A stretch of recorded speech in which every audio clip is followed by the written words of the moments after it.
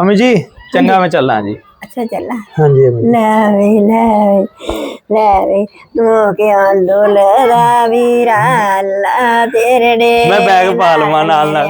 सोने वीरा अल्लाह तेरे डे नाल करूगे नजर करम दी वीरा काम सवारूगे आप मेरे सोने वीरा काम सवारनगे आप तू क्या डोलदा बच्चा पंज तन तेरे नाल मेरे सोने बच्चा पंज तन तेरे नाल करनगे नजर करम दी बच्चा काम सवारनगे आप मेरे सोने बच्चा काम सवारनगे आप अम्मी जी आ थोड़े पैसे रख लो घर जरूरत होंदी है जी ते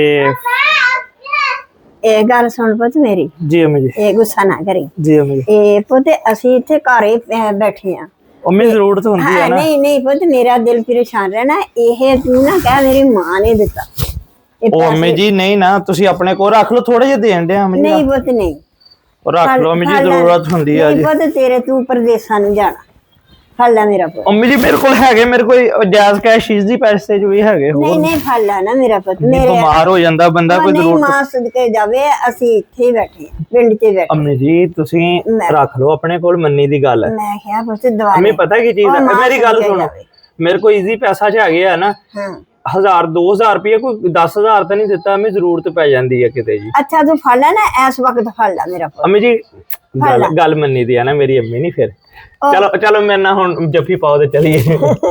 ਨਿਵਾਸ ਸਦਕੇ ਜਾਵੇ ਨਿਵਾਸ ਸਦਕੇ ਜਾਵੇ ਚਲੋ ਆ ਜੇਬ ਚ ਪਾ ਲਓ ਆਪਣੇ ਚ ਠੀਕ।